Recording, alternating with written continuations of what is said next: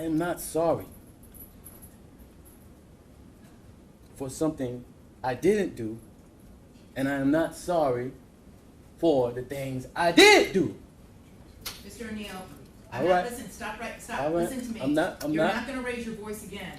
I'm You're not going to gonna raise my your voice again. I'm not. I will have you removed from this courtroom. I can sentence you without you being present. Yes, ma'am. You don't conduct I yourself. understand, Your Honor. Thank you. But I will say, I'm sorry for your loss. 19 years I've been at this job. I've seen human beings killed at the hands of others in every way imaginable. You name it, I've seen it. Shootings, stabbings, drownings, suffocatings, blown apart by cars in DUI manslaughter cases. Horrible things. This is the worst case I have ever seen as far as the facts go.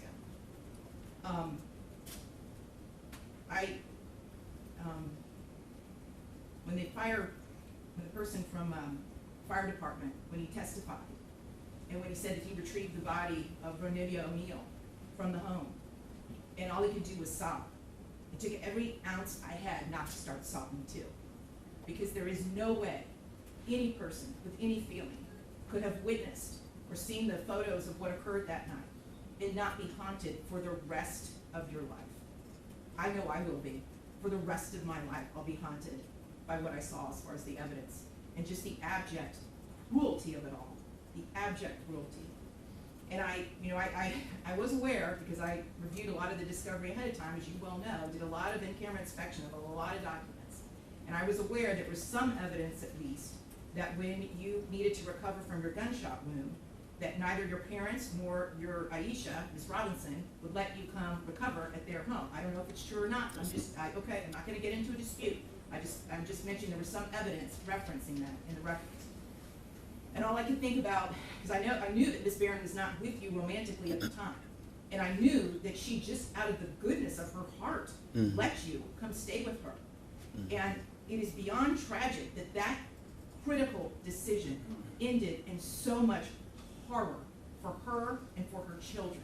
It is unspeakably cruel what happened as a result of that one decision. The way that Ms. Barron died was horrific, and that 911 call, which captured truly all of it. You heard, and everyone who's heard that 911 call heard a death scream.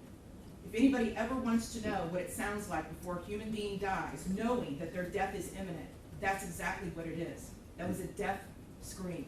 We're going to see if it's true. But what happened to little Ronivia and to little Ronnie, but I'm going to focus on Ronivia, because she was special. And you can tell Miss Barron had done everything she could to create a beautiful home for her family. I noticed that Ronivia's bedroom, before you set it on fire, you could tell she tried so hard to make her feel like a princess. Kenyatta did everything she could. And I noticed too in the kitchen, on the refrigerator, she put up magnets that said faith, love, family, hope. And then you know what else happened to that refrigerator during that night? It got splattered with blood all over it due to what happened. Little Ronivia, she couldn't scream, she couldn't run away, and she witnessed what you did to her mother, as far as shooting her mother in the arm with the gunshot. She knew. And the horror that that child suffered. And she already had a life where she was born with challenges regarding her physical and her mental disabilities.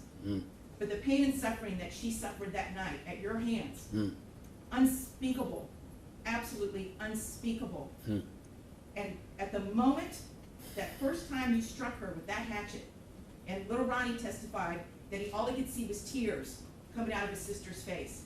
At that moment, that child knew she was being betrayed in the cruelest, most tragic and sorrowful way that a child could ever be betrayed. She was being betrayed by her parent, the one person that should be there to protect their children and love them and keep them from harm. And that was the last thing that child felt before she passed on from this earth, was your utter, cruel betrayal to her. And I read somewhere, and I don't know if it's true or not, I have no idea, but I read somewhere that souls pick their lives, and that they know exactly how difficult their lives are going to be before they enter into this world. And I don't know if that's true or not, but if it is, Ranivia O'Neal is one of the bravest souls I have ever come across in my 54 years on this planet. One of the bravest ever, ever. Because she suffered so traumatically.